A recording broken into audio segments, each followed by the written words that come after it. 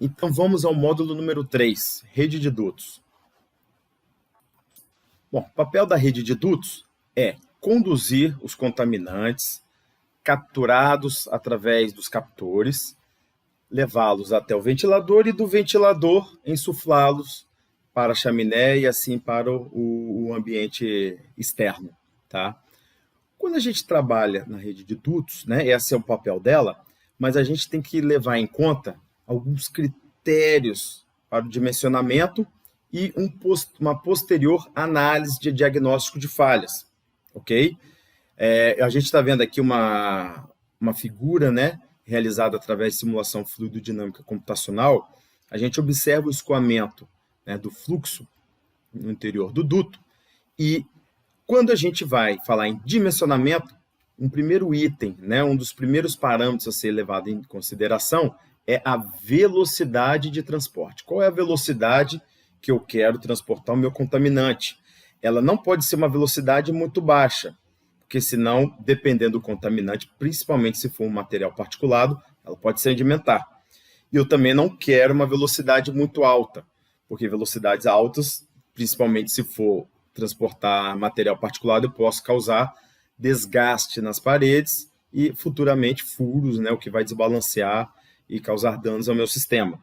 Então, assim, eu quero uma velocidade ideal para transporte. Claro que essa velocidade, ela está trabalhando muito o quê? Na vazão do meu sistema. Se eu já tenho uma vazão fixa que foi inicialmente definida no dimensionamento do captor, o diâmetro do duto, né, vai ser uma consequência da velocidade que eu quero.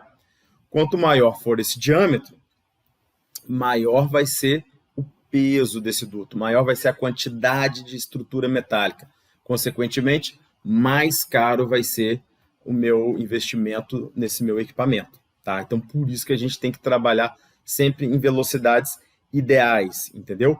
Velocidades muito altas também, elas podem trazer não somente danos de fricção, mas elas também podem ter uma perda de energia maior. Então, consequentemente, a gente vai precisar de um ventilador com uma potência maior, o que significa um ventilador não só maior de tamanho, mas também um ventilador que vai ter um consumo maior de energia. Então, estou falando em custos operacionais mais elevados, tá?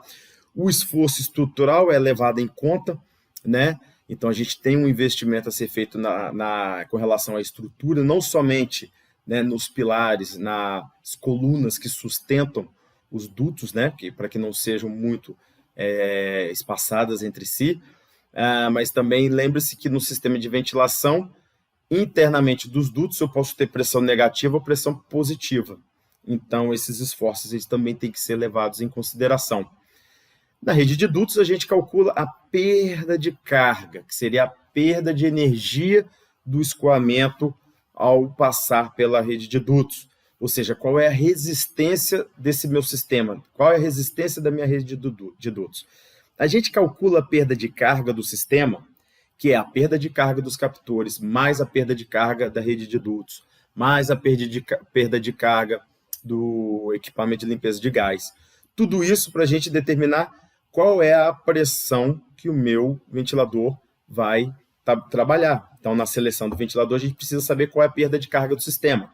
Essa perda de carga, a gente trabalha ela ou em função da pressão estática ou a pressão total, que é a perda de energia somada à pressão estática mais a pressão dinâmica, ok? Bom, como é que eu calculo a perda de carga?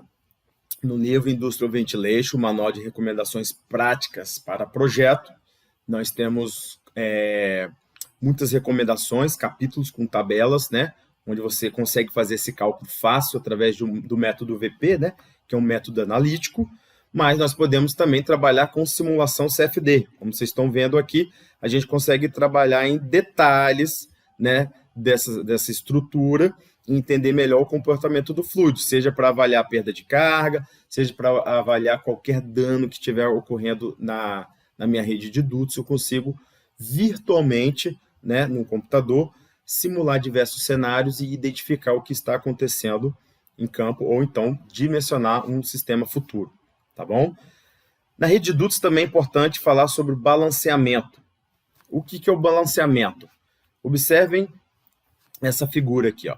Eu tenho dois captores, um aqui à esquerda, outro à direita, e eles estão fazendo o quê? Cada um fazendo a sucção, né? Através da sua rede de dutos, que elas estão convergindo no mesmo ponto, tá? Nessa entrada.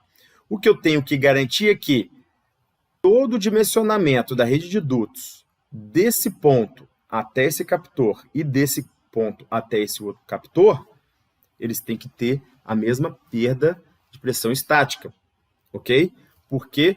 Porque eu quero garantir que a vazão seja a mesma nesses dois captores. Então, para garantir que a vazão seja a mesma, eu tenho que dimensionar a perda nesses dois trechos para que ela tenha uma mesma perda e elas possam convergir nesse ponto de encontro aqui, ok?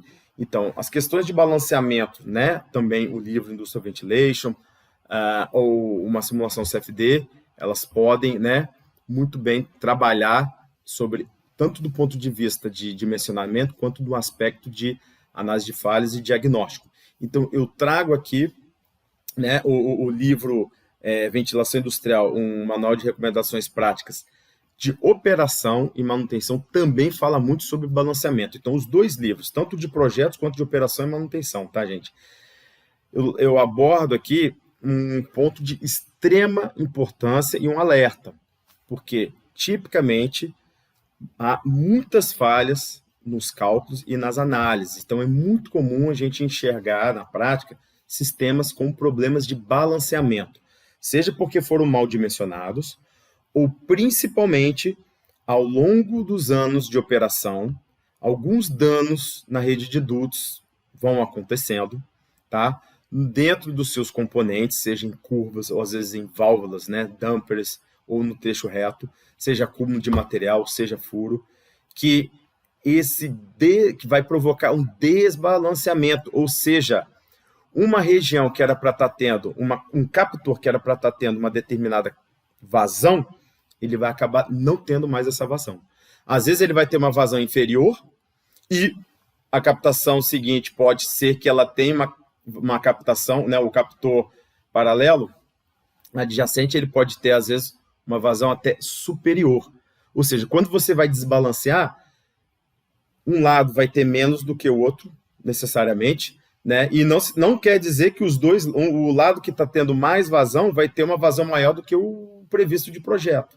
Então, assim, você acaba com a eficiência ambiental do seu sistema, além de você sair do ponto de operação, ou seja, sair de um ponto de eficiência, e a gente começa a jogar energia fora também. Então, são danos e gastos, né, que a gente começa a ter no nosso sistema, tanto do ponto de vista ambiental, quanto do ponto de vista operacional. Então, o balanceamento da rede de dutos é um assunto que nós vamos abordar bastante ainda, tá, mais para frente, mas eu queria muito que vocês tivessem muita atenção com relação a esse parâmetro, tá, ok? Alguns danos, né, que podem ocorrer, por exemplo, se eu tiver um furo nessa tubulação aqui, eu fatalmente vou ter uma entrada de ar, então eu vou ter uma perda de eficiência na captura desse captor. Então, eu vou ter um problema ambiental aqui, entendeu? E, possivelmente, por ter uma entrada de ar aqui, eu posso afetar a captação do lado oposto, ok? O que eu não quero que aconteça também. Então, eu posso ter uma perda ambiental, ou seja, uma perda de eficiência de coleta dos poluentes, né, em ambas os captores. O que também pode acontecer é o ter furo, ou às vezes sedimentação de material, já pensou? Nessa tubulação aqui na horizontal. Consequentemente, ele vai o quê?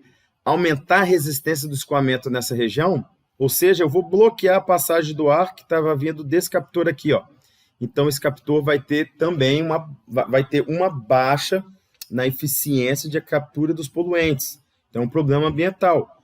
Consequentemente, né, se não tiver nenhum furo na tubulação, esse captor vai ter uma vazão maior ainda, né, porque eu vou estar bloqueando esse outro captor, então eu vou aumentar a captação nesse cara aqui.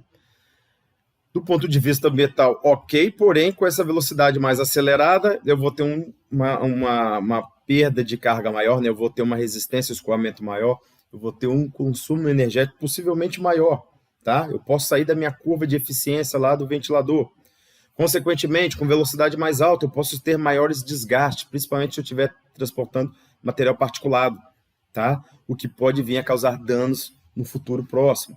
Então, a questão sobre desbalanceamento na rede de dutos é um ponto de grande atenção, tá bom, pessoal? Eu vejo muitos problemas de desbalanceamento devido a um dimensionamento indevido, tá? E também as questões operacionais de médio e longo prazo, entendeu? Furos, material sedimentando no duto. Então, nós temos que tomar cuidado, tanto ao dimensionar, quanto na manutenção que a gente faz, né, e na operação dos nossos sistemas. Tá beleza? Então, esse é um ponto de crucial importância dentro de um sistema de ventilação, ok?